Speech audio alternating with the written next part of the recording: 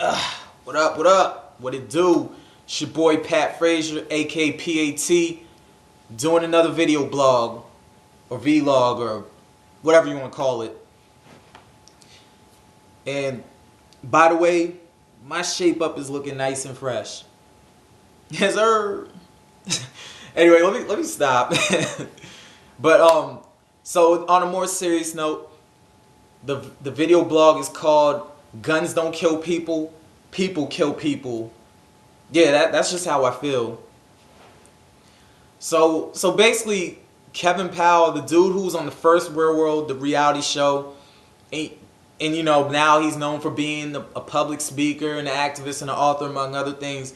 He spoke about guns and violence in America and basically saying there needs to be stricter gun laws and things like that.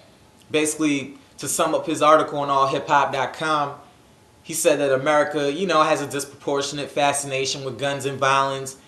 And, you know, I do think that is true. Basically, we all know that gun violence is very prevalent in all types of media and in pop culture as a whole. So, just from reading this blog, I'm under the impression that he feels like the stricter the gun laws, the less violence might occur, or the less it might be celebrated as a constant source of entertainment to everyone. I mean, in some senses, I can agree with them on that. But, you know, when it comes to stricter gun laws and limiting easy access to guns, in my opinion, while that's a great idea, I ultimately don't think that's going to stop violence. I mean, if people don't have guns to kill each other with, then they're going to find other ways to kill each other. If someone wants to kill someone and has the means to do it, they're going to do it, regardless of whether there's a gun or not. So, really, I think in order to reduce violence, you'd have to change the mentality behind it. I mean, you just got to change the mentality. Because to me, it's the mentality behind the violence that's the problem right there. That's how the violence starts in the first place. You know, most violence, it comes from poverty and ignorance. Basically, the way I see it, as long as there's poverty and, you know, people constantly struggling, there's always going to be violence. Eliminating guns won't just all of a sudden make things better. You know, I feel the same way about the word nigga. Like, some people feel like, you know, blacks should stop calling each other niggas and stuff like that. Basically, stop using the word nigga. But and you know, people are valid in feeling that way. I understand why people feel that way. But, you know, let's be honest. If we stop saying the word nigga, that's not gonna change the conditions of the black community as a whole. You know, some of us are still gonna be on welfare. There's still gonna be black on black crime. There's still gonna be that crab in the barrel mentality. There's still gonna be a large group of us black dudes doing a bid, getting locked up, going to jail, things like that, etc., etc., etc. You know, all this shit's still gonna go on regardless of if we use the word nigga or not. So, me personally, I feel like that's the same way with guns.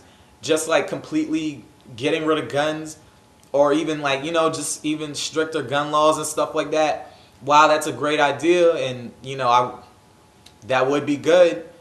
It's not going to stop violence as a whole. You know, in order for things to change, people's mentalities have to change. I mean, in the article, Kevin basically touched on the fact that, you know, people wait for a tragedy like the killings in Arizona and the congresswoman getting shot for people to really take a step back and think about what's going on and basically reflect. But, you know, the fact is, while that is a tragedy, this type of shit happens in the hood every day.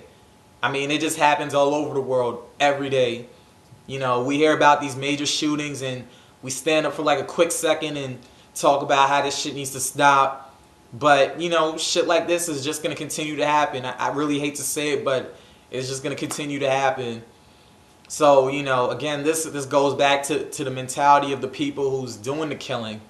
You know, there's no two ways about that. All the people who killed people during, you know, the Virginia Tech shooting and, you know, the Columbine shooting, they had a fucked up mentality.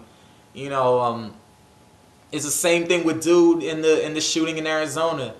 I mean, dude was smiling in his fucking mugshot. So you know he has some screws loose. So I mean, we could sit here and blame music, we could blame movies, we could blame video games and any other type of media, but at the end of the day, I feel as though people have to take responsibility for their own actions, myself included. I ain't trying to be on no like self-righteous tip or nothing like that, cuz I'm not perfect, and yeah, this includes me, but I just realized that everything starts from the home, and violence a lot of times it comes from bad economic conditions, ignorance, lack of education, a fucked up mind state, and et cetera, et cetera, just a lot of other things. But those are like some of the main things that violence originates from. So I mean that's just my opinion on guns and violence.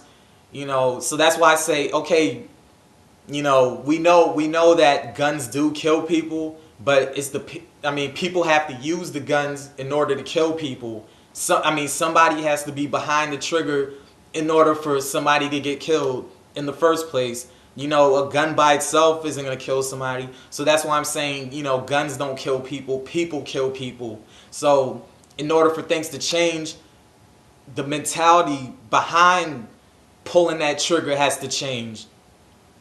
So that that's my 2 cents on guns and violence in America, and not just America but society, just the world as a whole. I feel things will change when people change. There you have it. Peace.